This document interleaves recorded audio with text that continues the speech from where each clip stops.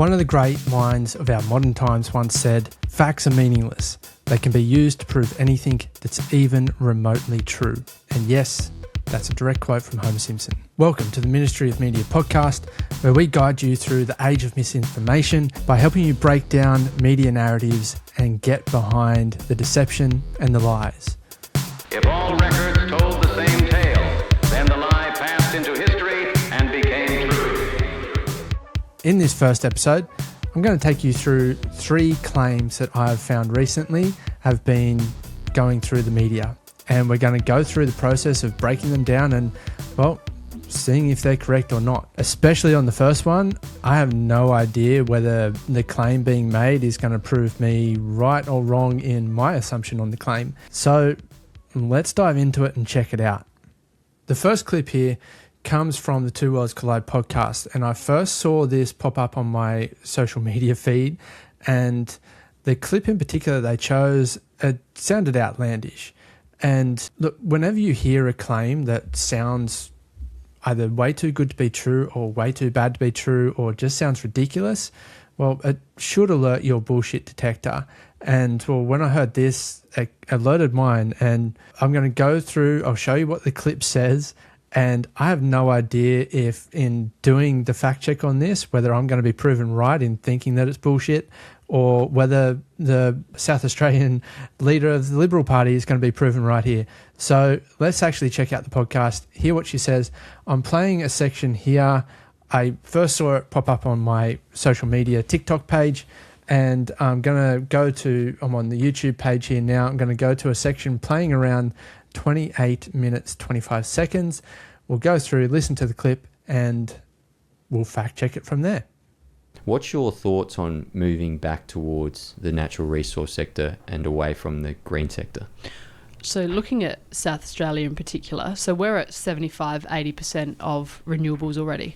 So we're quite unique really in the nation and how we fit. And we have some of the highest energy prices in Australia. And that's no coincidence, is it? And in terms of legislatively, so by next year, South Australia will be at 100% renewables. So that's the target by next year. And the last 10%, there's various reports, but one in particular, University of Victoria, says that last 10% will drive up prices of energy sixfold. So what? Yeah, the price of energy sixfold. Six. The last 10%. So you're telling me that in the next 2 years, my energy might be up times 6? Yes. How am I meant to? But this is the thing, How and am I meant to live? this is why we've come out and said, look, we're not going to be bound by 100% renewables by 2027 in South Australia. I'm fine with having a goal into the future, but I feel like you've got to be driven by, you've got to also have an eye on the here and now, and people can't pay their power bills. I mean, people are making some really desperate choices, and so we're all about affordability over ideology, and that's something that we've been really clear on as a party room. I've made public comments on that to say that we're not going to be bound by net 100% renewables by next year. And we also have plans to secure gas well into the future. So at the moment we've got Torrens Island B. So Is that closing down? 2028. Yeah, I think that's a massive mistake. Yeah, so we've got plans where we've said that we will guarantee that there'll be gas supply beyond 2028 and secure that into the future. It's one of the things that I would love for politicians now to start using the terminology of like baseload power, coal-fired power plants, because we have like 600 years worth of stocks here. And technology is getting better as well. It is. The way we can, burn our coal and produce energy out of it. So is this something that you guys would potentially be looking at? Not coal in South Australia, just because it doesn't stack up. I mean, the cost that you would need to fork out is billions and billions of dollars, and we've got, as I said, in terms of Torrens Island B, so that's pretty close to the city, and yeah, we're committed to securing that into the future until we have a fit for purpose. So that we see gas as being what's critical for baseload power for South Australia to keep the handbrake on power bills, which have gone up around 43% in the term of this Labor government. There's a few claims that have been made there. Firstly, that South Australia has the highest energy prices in Australia, and they say that, in the talk about renewable energies, they say that's no coincidence. So it's my understanding that they're putting the blame towards the high power bills on renewable energy. So that's the first claim, and I want to make these claims very clear as to what we're going to go looking after and trying to fact check. The second thing that was said was, and this is the one that alerted my BS detector, was that South Australia is going for the 100% renewable energy by 2027. That's a fact. But the last 10% will drive up energy sixfold. So a 600% increase in 1 year. That sounds crazy. The interviewer there, Sam, seemed like he thought it was crazy too. That is obviously going to get some reaction out of people. So that's a claim that I want to check into because it seems so outlandish. And then just there at the end of the clip, I probably am going to cut some of Sam's talking out there. You can go and check what he said, but he went on a little bit of a tangent, asking about basically that, you know, with coal power, is the leader here, Ashton Hurn, is she looking at using coal power to help as baseload power for South Australia? She's saying no, the gas supply being the answer for baseload power in South Australia. And one of the things that I do want to commend Ashton on is she did say that she's fine with having a goal into the future, but her claim is essentially that getting this 10% is going to increase the prices by 600%, and that she believes gas is the best baseload power option. So I want to find out if that's true. So come along on the journey and let's actually discover it. And the first thing that I've typed into Google here is, well, I want to check, right, how much have energy prices increased since 2020? Because an increase of 600% in a year, how much have they increased in the past 5 years? The Google AI here is throwing up something. Australian energy prices have risen significantly since 2020. Some regions seeing double-digit percentage increases. Saying regional variations, so there's been some increases of 9.7%. Some areas in Queensland saw sharp rises over 40% in wholesale costs during peak periods. Yeah, and look, I understand Google AI is not the best thing to look at, but you know, we can have a look down here into where they're getting their actual information from, but nothing anywhere near 100%. It's like 40, 30%. 27%.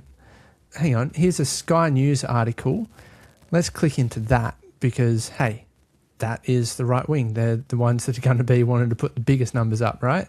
This article here was published on October 29th, 2025, and pretty big headline here from Sky News. It says, Australia's electricity costs have soared despite the Albanese government's promise to bring them down, new inflation data has revealed. So let's check what they're saying. Inflation rises. Household electricity costs have grown by 23.6% over the last 12 months. So that's in the 12 months from October 2024 to October 2025. They're saying there's a 23.6% rise. Yeah, and as I scroll through this article here, they're talking about rebates, some of the different costs. You can go check out the article in full, but the number that I'm looking for here is anything close to 600% power increase percentage rise, right? And this says 23.6%. So a fair way off even from Sky News on what that costing might be. The second claim that I wanted to check out is, does South Australia have the highest energy prices? And again, you can go into the AI overview, and it does say South Australia historically has some of the highest retail electricity prices in Australia, often ranking at or near the top alongside New South Wales. Again, I'm not just going to trust the AI thing. You should dive in deeper to where all this is coming from. And there's a CanStar report here, which CanStar is pretty good on their fact checking. If we go into that, this is a canstar.com.au report with the average electricity cost per kilowatt hour in Australia.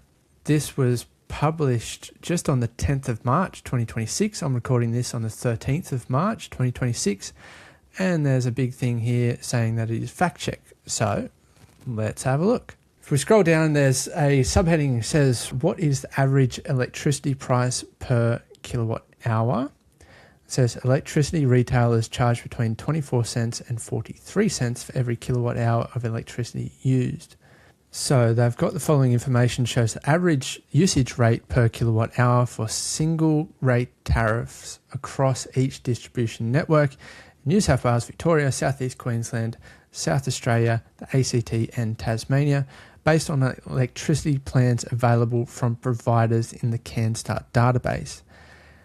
And when you scroll down, they've got a list of 3 New South Wales, 5 different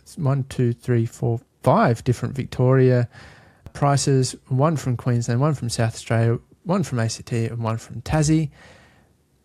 And yeah, 43.9 cents per kilowatt hour ranks the highest. And that's from the South Australia Power Network.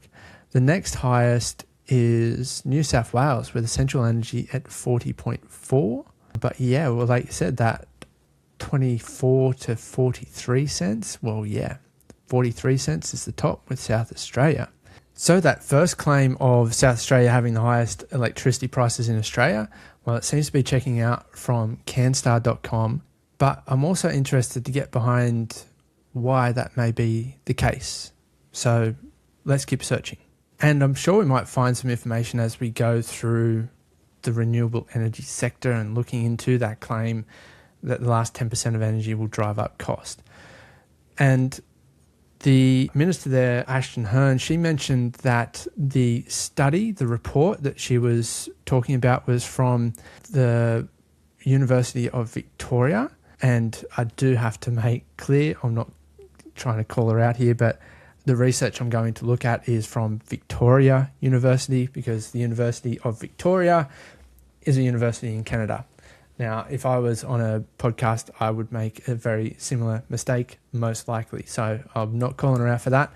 But just to be clear on the facts here, I am looking at research from Victoria University. And again, I've just gone and typed into Google, University of Victoria, South Australia Renewables. Exactly as she said it, right? Because I want to find where that study comes from. This is one of the things that really annoys me in the podcast. And with this podcast, with this video, I'm going to link every single website that I visit so that you can go and fact check all this yourself. Because I tried to look here at the description from Two Worlds Collide podcast, and there's nothing to point me in the right directions, right?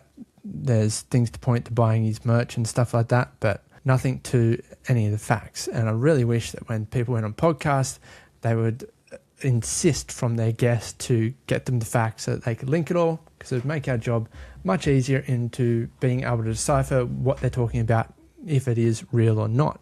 But anyway, I searched through trying to find where that report, where that study is coming from. She mentioned it came from, well, the Victoria University. So let's see what we can find. When I actually clicked into their climate change, energy policy and practice, I came across something here which, if you scroll down, says Victoria Energy Policy Centre. And when I click into that Victoria Energy Policy Centre link, that sends us to vepc.org.au, Victoria Energy Policy Centre. Now, explore our research. There's a tab up the top here that says Research and Insights. So let's click into that and see what we can find. Now, that interview was from 2026. So let's see. Nothing in 2026. Let's see in 2025 what research was there. Research and Insights 2025. AI stuff. Just scrolling down, there's a few different ones here. Oh, right down the bottom here. An analysis of electrical storage demand and cost in South Australia. That seems like maybe that's the right one. Let's have a look. So we're in here. This is published in sciencedirect.com. It is by Bruce Mountain, an analysis of electrical storage demand and cost in South Australia. This was from volume 143, March 2025. So let's have a scroll through here and actually see what it's saying, because the abstract here says the state of South Australia currently has twice as much renewable energy, electricity as the country Portugal, with the highest proportion globally. Okay. Finds that increasing VRE penetration to around 90% of end-use consumption will be affordable with storage energy capacity equal to 0.00044% of annual demand. However, a strategy to fully decarbonise supply through VRE and storage has implied carbon abatement cost far above estimates of the social cost of carbon. This is because very large amounts of seldomly used storage is needed to come close to the fully decarbonising supply. Now, this looks like it's a pretty beefy article, so I'm going to scan through it pretty quickly because I want to try and find information about whether this is the article, first of all, that is saying that there's going to be a 600% increase. So just to get to the nuts and bolts of it, I'm going to go down to find... They've got results, discussion, costings, limitations and conclusions. Let's get down into the conclusions to see if this is where that claim is made. All right, so this conclusion says VRE already dominates supply of South Australia, and both the South Australian Government and the Australian Government are seeking further rapid expansion of VRE and storage. The development of storage will be essential to achieve the zero emission targets, essentially. You can read this whole thing. In summary, they suggest that raising VRE penetration to South Australia around 90% of end-use consumption through VRE expansion and storage will be affordable. So that's like it says, but however, displacement of the last 10% of fossil fuels by storing and later using renewable energy will increase wholesale cost by an amount equal to 6 times the 2023 spot market cost. Well, there it is. This is the study that is talking about the 6 times the 2023 spot market cost. Just on a little small point of order, that's 2023. The interview there was in 2026. So saying that it's going to be 6 times the energy cost from your 2025 prices, a little bit off, but I'll give it to them. It's right there. Now, let's see why that may be. Now, I am no scientist here, but I want to see a little bit about where these costings are coming from. Okay, so I'll quickly go through the methodology used here. Again, I'm no scientist. If a scientist is out there that wants to jump on this podcast and debate this whole thing and tell me this is all wrong or it's all right, whatever, please add in the comment, reach out. I would be happy to talk to anyone and debate these subjects. Now, the methodology here says this analysis explores the relationship between net load, which is in brackets the difference between demand and variable renewable energy, VRE production, and storage, taking account of the market within which VRE and storage operates and is compensated. The simulations are built on the assumption that battery charge and discharge is determined primarily by the existence of renewable electricity surpluses and shortfalls respectively, and the rationale for this approach is shown in figure A8, which shows very close correlation between the pattern of spot prices and net load. So it's a bunch about how they've created these figures. Okay, and here we go. Formally, the logic is as follows, and there's a whole bunch of maths there that I'm not going to have any understanding of, because as soon as you start putting letters into maths, I'm going to be pretty lost. But I'm going to leave that on screen here for a minute so that anyone that does have that knowledge can look at it and determine if the logic is sound. And there again, there on screen, we'll put descriptions of everything there, so you can pause that, check it out, have a look.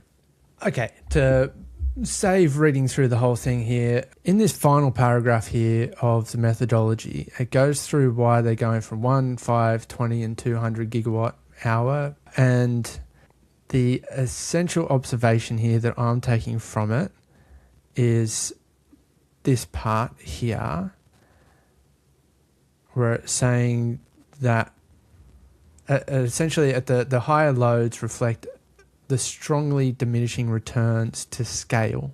So as you reach certain amounts of scale, the returns are diminishing. Let's see if we can find this in simpler terms elsewhere. When I go back to my Google search, there was another link that I found here from the South Australia Productivity Commission. So let's have a look at that. Because so far, the claim that it will drive up sixfold, she is quoting that correctly from that report. Let's have a look into a little bit of the reasoning why behind that. And well, this energy competitive one is interesting to me because I'm still trying to gather the no coincidence behind the renewables thing, whether it is renewables that has been driving up the prices. So let's check this out. Again, I'll publish the link to this so you can check it out. But this is the South Australian Productivity Commission draft report inquiring into South Australia's renewable energy competitiveness. And this was published on the 10th of May 2022. So we do have to factor in that some of this will be potentially out of date. Oh, good. Just scrolling down here, I can see some good graphs that we can check out. All that fun stuff, huh? The graphs. So in the key findings, it's stating here that the background of global context is the need to reduce the risk of global warming caused by greenhouse gas emissions has led to a significant international focus on reducing greenhouse gas emissions. This has resulted essentially in the Paris Agreement to limit gas emissions to a level consistent with keeping global warming below 2 degrees Celsius.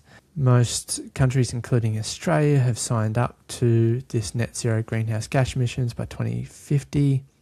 Yeah, delivering net zero. Yeah, all that good stuff. And on page 6 here, we start getting into the graphs. And it says the state's natural endowments in terms of abundant wind and solar in locations that are easy to connect to the national electricity market, the NEM, have put South Australia in a good position to realise some of these potential competitive benefits. However, demand conditions and adverse policy changes could block any potential increase in competitiveness. And a subheading here, do South Australian energy users have cheaper electricity as a result of renewables? Well, that's a great question. And it says underneath there, South Australia has gone from consistently having the most expensive wholesale prices in the NEM to having amongst the lowest. Interesting. And you can see on this graph here, they've marked it out from 2008 through to 2022. We've got Queensland, New South Wales, Victoria, South Australia and Tasmania. The source here, they say, is from the AER Annual Volume Weighted Average Spot Prices by Regions of 2021 report. And we can see here with the South Australian line, yeah, it has peaked multiple times in 2010, 2012, 2013, 2014, 2016, 2017, really up high in 2018, 2019, but then it has dropped down 2020 to 2021, and yeah, it's still second lowest, just below Victoria is second lowest, and Tasmania is the lowest. With New South Wales and Queensland, they look like they're on the up and up in electricity prices from that final part of 2022. But then it goes on to say, however, the price passed through to electricity users in South Australia has remained high. Despite South Australia having substantially lower average wholesale spot prices at any given time of day, prices faced by consumers in South Australia are around 20% more than consumers in New South Wales for wholesale power costs. So finding number 1, highlighted here, is although average spot electricity prices in South Australia are now amongst the lowest in the NEM, the average prices faced by retail consumers remained higher than those interstate, and therefore renewables are not currently delivering a competitive advantage to South Australian customers in terms of price. So interesting, the spot price is lower, but the wholesale price is higher. The next graph down here on page 7, figure F.2, is average wholesale electricity prices by hour of day. And the comparison is between South Australia and New South Wales, which stated before, New South Wales is one of the highest prices of wholesale spot price and everything, right? So you can see on this graph, it's rated out times a day, and the upside is price per megawatt, right? And on this graph here, you can see New South Wales is in blue, South Australia in yellow. South Australia's wholesale spot price is lower than New South Wales for the entirety of the day. Even at peak, the New South Wales peak is huge. The South Australian peak is quite low. It peaks out around the 100 mark, the South Australian peak, whereas the New South Wales peak is up probably around that 225 mark. But then there's dotted lines in the same colours that are showing the wholesale price charged to retail customers. The South Australian wholesale price charged to retail customers is still higher. And the source there is the AEMC Residential Electricity Price Trends Report of 2021. Interesting though that even though, it's pretty clear by these graphs that South Australia has much lower wholesale spot price, the price charged to retail customers is more. Now there's another segment just below which says further expansion of the South Australian renewable sector is likely to lower wholesale prices still further. But the experience to date suggests that this will not necessarily meaningfully reduce power prices faced by consumers, as spot prices and demand will remain very volatile. Without either additional competition in the on-demand generation market or changes to the regulatory structures of the NEM, there is no reason to expect substantial impacts of renewables on retail prices. So the rest of this report goes into a lot of details, but I just find it very interesting that yes, it does seem that renewables in South Australia are both providing enough energy to meet most demand. They are reducing the prices of the spot prices, but what's being charged through to the consumer is higher. So that kind of suggests something else is going on there, right? Because in this other article that I found from New Scientist that was posted on the 11th of February 2026, it's saying again kind of a opposite contradictory thing to South Australia having these huge prices. It says this state's power prices are plummeting as it nears 100% renewables. South Australia is proving to the world that relying largely on wind and solar energy with battery backup is incredibly cheap, with electricity prices tumbling by 30% in a year and sometimes going negative. So it's telling us a very different story here.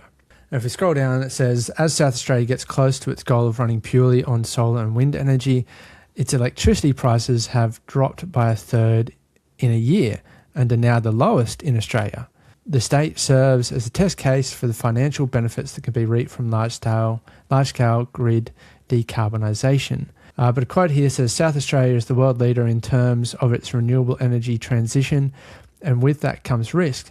But now it is showcasing its successes, says Tim Buckley, an independent energy analyst at Climate Energy Finance. He's quoted as saying South Australian consumers are starting to really benefit from sustained lower power prices. The article goes on to say South Australia generated 84% of its electricity from solar and wind energy in the final quarter of 2025, the highest proportion of any major grid in the world. The state's plans to reach 100% by the end of next year, confirming that 100% by 2027. This renewables push is driving electricity prices down. The Independent Australian Energy Market Operator, AEMO, latest report shows that the average wholesale electricity price in South Australia fell by 30%. So that's what they were talking about. The wholesale electricity price has fallen by 30% compared with the year earlier. As a result, the state had the lowest price in Australia, along with Victoria, which had the second highest share of wind and solar energy in the nation.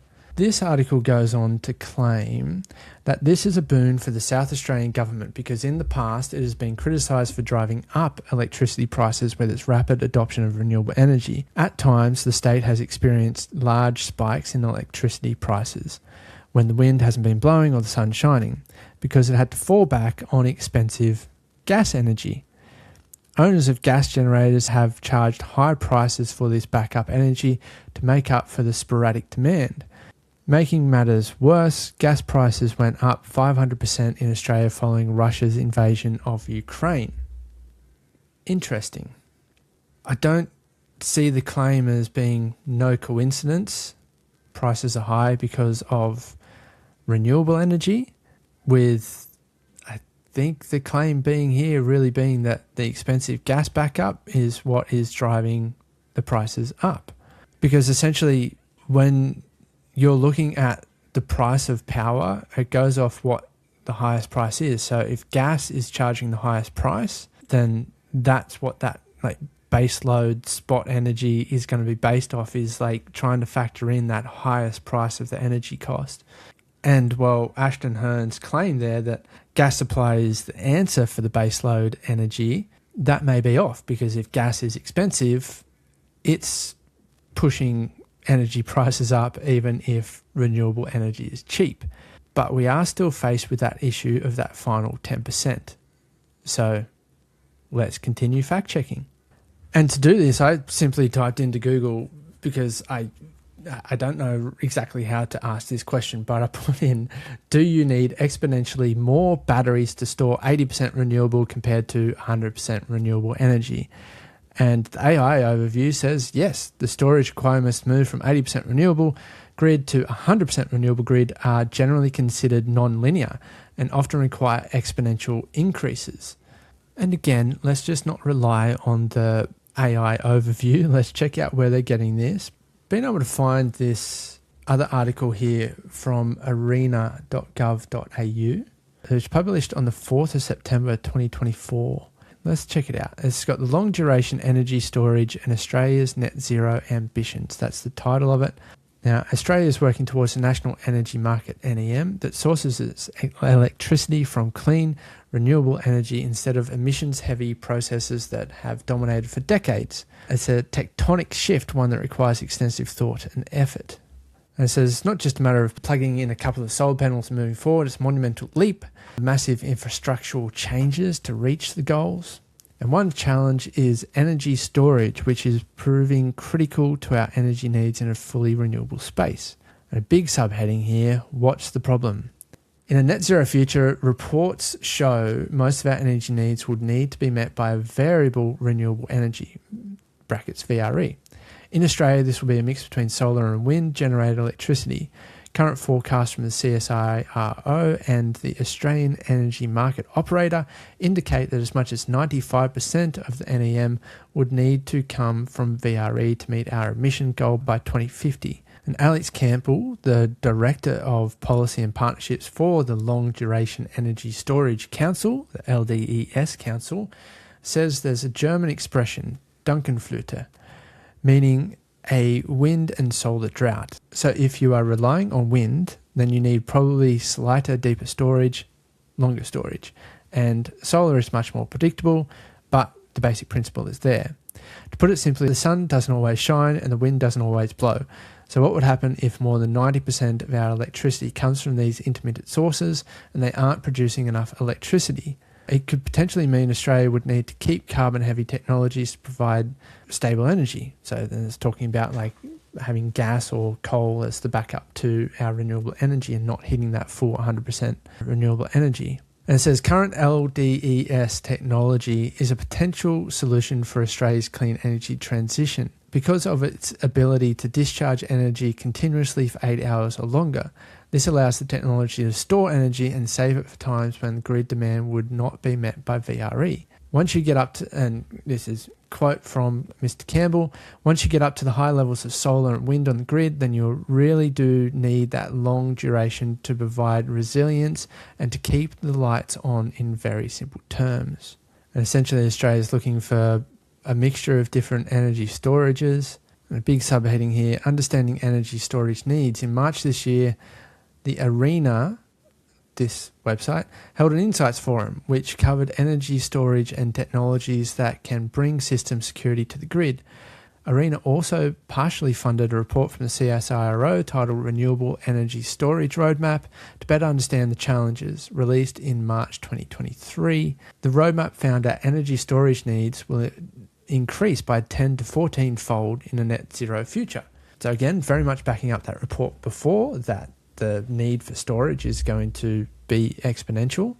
And the CEC report found that the use of LDES is rapidly emerging as effective and complementary to reinforcing these established types of energy storage in Australia, end quote. It has also noted how employing the technology could, quote, bring down the total cost of transition while also reducing environmental and social impacts, end quote.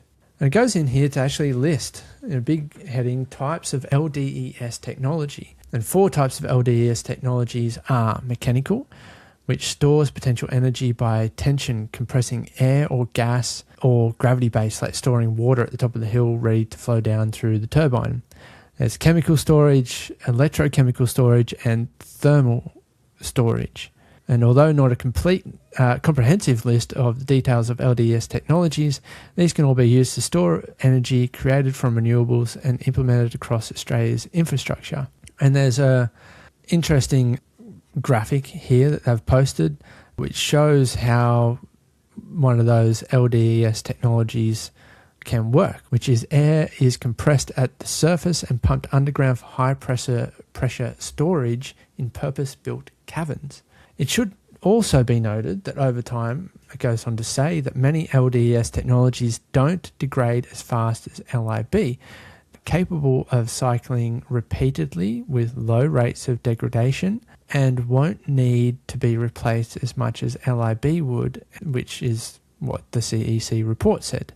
All right, so a few interesting takeaways there. The highest energy prices in Australia, it seems that way, but not because of renewables. So the no coincidence because of renewables things, well, that's a bit of a false claim there. But the energy prices in Australia, it does seem pretty high. If you're from South Australia, add a comment and let me know if it is higher, because there was competing reports from CanStar and New Scientist going either way. But it does very much seem that the prices are going down, but what the retailers are charging is still high. So that becomes more a matter of problem with capitalism and industry rather than a problem with renewables. So no coincidence that the prices remain higher, may be due to capitalism and not the actual technology behind renewable energy.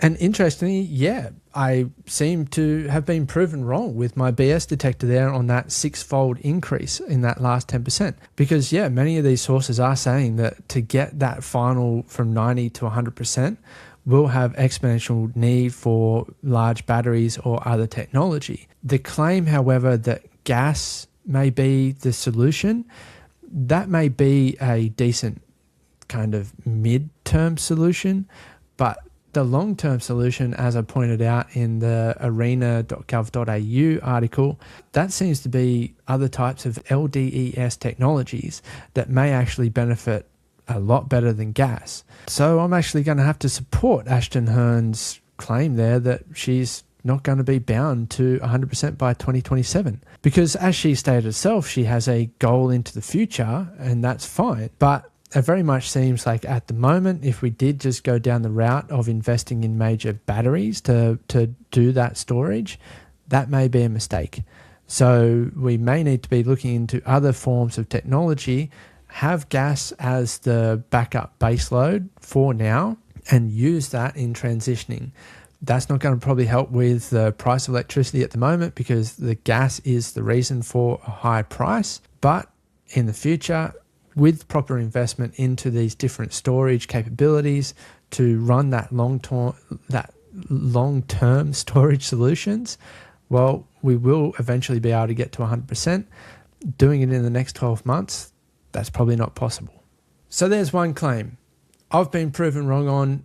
Other parts of it have been proven wrong, but let's get into the other two claims, shall we? The next claim I've already debunked in short form on my other social media platforms. And you can search those, TikTok, Instagram, all that for Jägermeister, and you'll come up with my profile, as you can see here. And while I've debunked it in short form, I think it's actually worth going into the long form of it and showing you how I've actually debunked that. So first, let's check out the claim here. And this comes from Shallow Chow, I think is how you pronounced it. And it was posted 3 days ago, so 10th of March, right? Let's watch. That's really going to excite you about Australia. I have met some fantastic female leaders in my time, and nothing against the girls at all. I love you guys. I've got 4 daughters. I've married a great woman. I've been surrounded by women my whole life. My caveat. But holy cow, this class of politician here, these ladies here, these ladies are not leaders. These ladies are DEI picks. They're vagina picks. This is your political leadership in federal government Australia. And you wonder why things are worse today than they were 10 years ago. Well, you're just a misogynist. You're a misogynist. Let's have a look at the data. What does the data say? Oh, the data says that things are worse than they were 10 years ago. And so as things progressively got worse for us, we increased the number of women in political leadership positions. Okay, so firstly, correlation does not equal causation. And like I pointed out in that short form, I mean, yeah, the more ice cream sales there are, the more shark attacks there are. That doesn't mean that ice cream sales cause shark attacks, does it? But the creator here points to the data and says, what does the data say? And, well, that's what we can fact check. And first of all, if we look at what data thing he's saying here, you can see right down the bottom there, the source is OECD Household Dashboard. So simply type in to Google OECD Household Disposable Income. And there's 2 choices here. And I want to show you both because the first one leads us to household disposable income on the OECD's website. And there is a graph here which shows the 2024 household disposable income, US dollars per person, triple P converted. So it's purchasing power converted, right, for 2024. And Australia is ranking 4th on that list. Now, USA, I don't know why I couldn't get USA to show up on this list. Even though it's ticked here, it's not showing up. So let's even just move back to 2023 just so that we can see that in comparison with the USA in there being huge. And that's then Australia puts us back to 5th, right? Still higher than all these other nations. What does surprise me is that United States is still on top for household disposable income. I guess that comes down to their purchasing power. But hey, for anyone in the States that's watching this, shout out if you feel like you've got extra disposable income, because I'm sure it doesn't seem like that. But yeah, Australia's ranking high amongst the OECD nations here. The other ones that are higher than us, Austria, Germany, and Luxembourg. I don't think we're going to be doing better than Luxembourg in any given year, to be honest. But if we go to the actual source of where this graph came from, it's on the OECD website again, and it's the Households Economic Wellbeing, the OECD dashboard. And if you scroll down, you can see there's a few dashboards here, and you can actually change it to have your country. It comes stock as Italy, OECD, and the United States. But you can just click in Australia and click out of Italy. And the center graph here for, again, people that are listening to this, not watching, is the household disposable income per capita. And I've got Australia, United States, and the OECD on that graph. Now, we can expand this out to be full screen so we can see it nice and clear. Now, when you're looking at this graph, they've zeroed out 2007 as all lines going to the 100, right? And when we look at this graph, going out to 2025, everything seems back on the up and up. with all the countries here and the OECD and the United States. You can see with this graph, here is, if I can stop it moving back and forth, here is Australia. And when we're using the graph with the information all zeroed out to 100 in 2007, Australia actually overlaps the OECD nations at one point between, 2020? It stays higher than the United States for a long period of time, but then around 2019, United States peaks, the OECD peaks, and Australia starts to decline again around 2022. Has a pretty sharp fall down into 2023, 2024, but Q3, Q4 of 2024, it's back on the rise again. And you can see it's not too far apart. The United States has 132. The OECD at the end of 2025 is at 129, and Australia is at 122. One of the interesting things I didn't test the last time I did this was, well, I figure if you have the United States in there, that's probably going to be throwing out the OECD, right? Because the OECD will be accounting for the average, including the United States. So the United States peaking is what's sending the OECD peaking as well. So let's take out the US from this and bring in someone else like the United Kingdom, but take out the OECD completely. And would you look at that? If we go into that, Australia's line is well at the top of the UK and continues that way all the way through, with the UK actually in decline in Q3 of 2025 and Australia's on the rise. So if we take out the US from the OECD figures, well, very much looks like we're doing all right. I'll put in Austria, I'll put in Denmark, put in Germany. Let's see how all those compare. And if we go full screen again, we can see Australia out on top. The orange line below them is Denmark, and there's various moments that Denmark exceed Australia. Germany is third for the majority, UK fourth, and Austria's way down there at the bottom.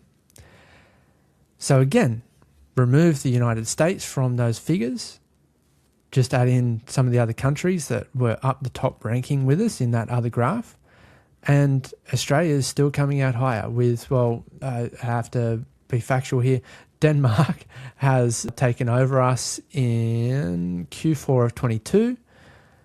Denmark's exceeding Australia's. We're 122, Denmark's 127.99. First thing I want to show you there is how different those graphs look when you just have the difference in time. Like Australia overlapping and everything, that's not what you see in this graph here that is shown by Shallow Chow. Australia's consistently at the bottom. Now, the next thing I wanted to check out, though, is, well, this chart, you can see it was made by Ben Hillier from Red Flag, okay, and it was created with Data Wrapper. Now, when you Google search Ben Hillier Red Flag, it sends you to, well, this little page which isn't showing up much for some reason. The images are broken, but Red Flag, a publication of Socialist Alternative. And who is the Socialist Alternative? Well, they're socialist. And they are big on fighting for Palestine. And if you just scroll down on their page here, and you can check this out again, this is at socialistalternative.gov.au. You can find our campaigns, and their top campaign is Fighting for Palestine. Their second campaign on the list is Driving the Far Right Off the Streets, right? Resisting oppression, standing against imperialism and war, demanding action on climate change, freeing the refugees, basically campaigning for socialism. And the reason that I find that quite hilarious is using a source from Red Flag, which is the Marxist socialist magazine, would be very well against Shallow Chal's opinions, because he is one of the organisers of the March for Australia, and he started the Australian Lobby Group, which very much rally against a lot of the things that the socialist alternative are for. But anyways, let's check out Ben's graph here. And when I search the household income behind Ben Hillier's name, it comes to an article that he published on December 5th, 2024 on Red Flag, which is 5 charts showing the destruction of workers' living standards. And if you scroll down here, the very first chart is the chart that Shallow Chal is referencing. However, the charts are different. You can see here that on the chart that Ben Hillier has posted, that yes, it does start out with 100 point being in 2014, which does mean that the graph spits out different looking results to the graph that we saw before. But you'll notice that at the end of the graph in around 2023, 2024 period, it does not touch the 100 mark again. Yet on the graph that Shallow Chal is using, it definitely touches the 100 mark and actually cuts off at 2024 going on the downwards. Whereas if we go back to Ben's graph, it's going on the upwards through 2024. And even these lines here for the USA and the OECD, these are very narrowly close together. Whereas the one that Shallow Chal is using, they're very far apart. So I can't quite figure out where those discrepancies are coming from. But add in the comments what you think might be happening there. Then I got stuck with the idea of, well, what is the correct graph? So I built my own. And let me show you how you do that. Now, this graph, as you can see on Ben Hillier's one, was created with Data Wrapper. So I went back to the households dashboard on the OECD, got the graph, changed the time period to start from Q4 of 2014. Right there, Q4. There we go. And you'll see here, I'll just show you this so you got the example. Without zeroing out again at the 100 mark for 2014, you can see Australia still, again, it starts off, remains a lot higher. It still crosses higher at some points than the USA, and it drops back down. But though you can see very clearly how that graph lines out when you don't zero it out to 100, which is part of how graphs and facts can be manipulated. So watch this. Download that information into a CSV. Went across, punched that into Google Sheets. I originally didn't know how to get everything to the 100 mark, so I done a little quick Google search, and you can see here the type of formula that you have to punch in to get everything to get down to that 100 mark, and then all the equation works out into the 100. Now we take this and go share that, bring that across to Data Wrapper, and start creating. It's very simple. You can connect that Google Sheet, proceed. I'm going to take out these 3 columns, because I don't want those columns here. We want this one to be labelled, this is Australia, this is the US, this is the OECD, and these are everything zeroed out to 2014. That's the reason I got rid of those 3 other columns, because we want to copy what Ben Hillier did, and that spits out this chart. Now, just to make it even more like what Ben did, we can go to the colour, change that, and there you have it.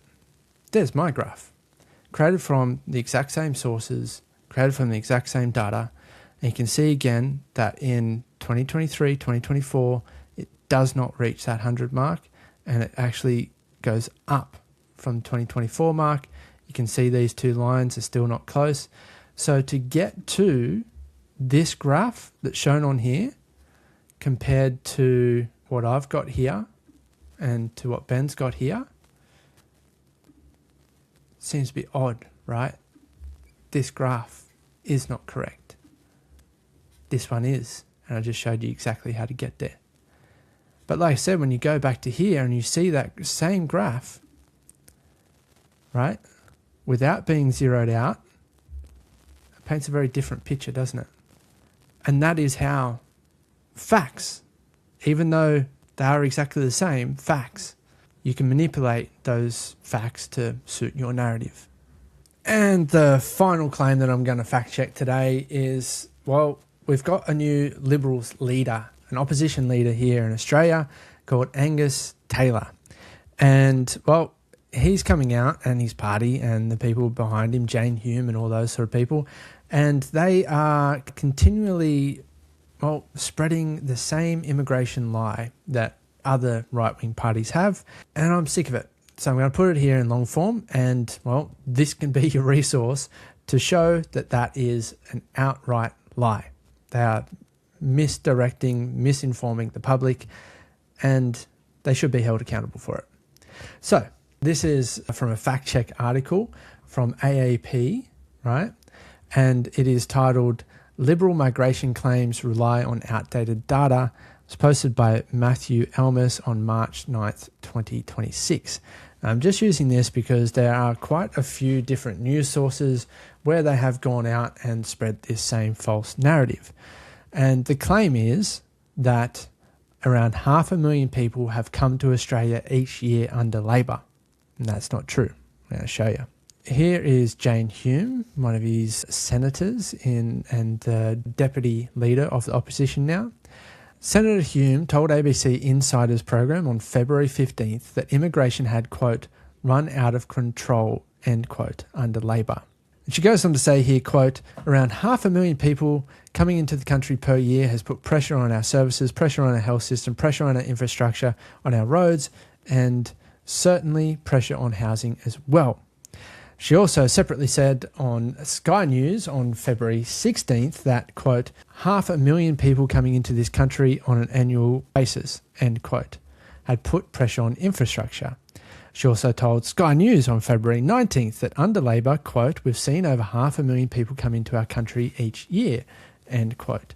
And she's not the only one. Miss Taylor, for example, claimed during an interview on ABC's 7:30 program on February 16th that migration rates had been, quote, way too high, end quote, and specifically cited NOM.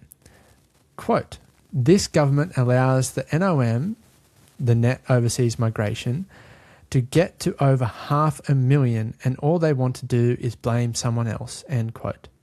Well, let's check out. Is it 500,000 people coming into the country every year? And you can easily check this out by going to the Australian Bureau of Statistics website and searching for overseas migration. And the latest release here was released on the 19th of December 2025. And the key statistics state net overseas migration was 306,000 in 2024-2025, down from 429,000 a year earlier. So no, not 500,000 people, not 500,000 people. So where is that figure coming from? Well, that figure comes from the absolute peak after COVID, right? And you scroll down here for those that are listening, there's a graph, 1.1, overseas migration, Australia, year ending. And there's three lines on this graph. There's migrant arrivals, migrant departures, and net overseas migration. Because you have to basically take the arrivals and departures, and that's what gives you your net. Pretty obvious. And in 2023, the net overseas migration at the peak was 555,000 people. Keep in mind that you can see on this graph here, in 2020, 2021, there's the COVID blip, where there's this huge drop from COVID and then a massive spike after the gates were open again, because obviously we had missed this whole section. And if you actually look back at the previous 5 years of which the coalition, the Angus Taylor, his government was in power, if you drew a line through that, they're coming in to roughly the same as they were. Like they were, the past 5 years, they were averaging 200 to 250,000 people coming in every year. And the latest is, just under 306,000. So there's a sharp drop happening since Labor has been in. They caught the end of the COVID kind of boom as it came back in, and then a sharp drop back off on the other side. And even if we were trying to give them the most graceful interpretation of how they were saying it, and that they're just trying to claim that it was the migrant arrivals, like the total gross amount of migrant arrivals, not the net overseas migration, which, I mean, Taylor did quote the net overseas migration, but even being the most generous that we possibly can with them, well, yeah, there is over 500,000 arrivals coming into the country. There's, at the peak, 755,000 arrivals, right, without taking into account departures. And now it's back down to 568,000 in June 25. But again, if we look at the past 5 years before COVID happened with the coalition government, well, they're sitting at above 500,000 migrant arrivals every year, or close to. In June 2015, they were 465,000, and by September 2016, they were over 500,000 arrivals, and it kept that way ever since. So what they're saying is absolutely a falsehood. It's absolutely a lie, and the Liberals know it. But they keep on pushing it out in the media, and people keep on quoting it. There's 500,000 people coming in, and that is just simply not the case. And another thing that I want to point out here is the types of arrivals that are coming. So we've got here the temporary visa holders were the largest contributors to migrant arrivals, and international students make up 157,000 of those. And international students, they support our universities by paying a lot more than what Australians do. And people like Angus Taylor here have voted against increasing funding for universities. So student arrivals are absolutely needed. And even building associations have come out, and building groups, saying that students do not cause an effect on the housing prices in Australia and the housing problem. There were 64,000 Australians migrate back. There were 53,000 Kiwis in those numbers, right? There were working holiday makers at 78,000. There were temporary skilled visas at 46,000. And if we go back right to the start with that conversation on the Two Worlds Collide podcast, well, he was talking as well in that further podcast about the need to limit migration. But again, building groups to build the amount of housings that we need in this country require more migration. So where are we cutting the numbers from? That's what I always want to know. Where are we going to cut the numbers to actually decrease migration any further than what seems to be the necessary amount? Because this line is very much trending back down to the averages it was before COVID, and that just seems to be where we need to be. Like, if you factor in population growth, we're coming back to where we need to be. Also, another part that I want to bring into this is the age and sex, right, of the arrivals. Because there is, you can see here, under 18s are still counted in the migrant arrivals. So even when we factor into all these different numbers of people coming in, and there's about 26,000 people left over after we take out all those numbers above, well, there's still children, there's still partners in that mix. So again, where are we cutting the numbers? This lie that immigration is the cause of all our woes right now, and the lie that Liberals keep on pushing with 500,000 people come in, is straight falsehood. So what's the big takeaway from this entire episode? Well, it should be that we need to fact check claims. Don't just take claims on the surface level as being correct. When you see headlines or facts or figures being put out there that give you that feeling of A, alerting your bullshit detector, or B, making you feel some sort of emotion like angry or saddened or upset about that fact that's being shared, well, take a step back, realize that it may be false, and fact check it. Some are harder to fact check, like that claim on the 600% increase. That was a difficult one for me to go through and fact check. And so when these claims are presented, they should always be backed up with a verifiable source of where we can find those claims. And again, I'm not a scientist, so I'm not going to go in and dissect all the maths behind those claims. Happy to talk to someone who can. But we have to be very wary that when claims are made, we need to actually research and find out if they're real ourselves. People that are doing podcasts, like myself, I'll be on here interviewing other people, experts in their field, and trying to get behind the misinformation and the lies and deception out there in future episodes of this podcast. I and others like me need to be held accountable when people come onto our shows to show the facts. We need to verify these sources so that it makes it easier for people in the everyday world to discover what is true and what is not. That is why I wrote my book, Unmasking Deception, a modern guide to media literacy in the age of misinformation. Because, well, it's not as a left versus right thing. It's not you're a dumbass for not checking out this sort of stuff. It's as a guide to help you realize and recognize when you are being lied to, what to keep an eye out for, and how you can combat it in your everyday life. So if you want to purchase my book, the link will be in the description. If you want to support, go ahead, do that. I've been much appreciated. If you enjoyed this episode, if you want to hear more about this world, about media literacy, about the misinformation out there, as I said, I will be talking to a lot more guests in the upcoming episodes and diving into the world that we see and trying to peel back the layers for you with actual experts in their field. So there's a lot more of this to come. If you'd enjoy this episode, hit subscribe, hit follow, hit like, add a comment, share it far and wide, because all your support will greatly help in build this channel. Because my end goal in this is to just help share the information out there with the world and help get around these lies and get the truth out there. So if that feels like a mission that you're into as well, then follow along, and I hope to see you again soon.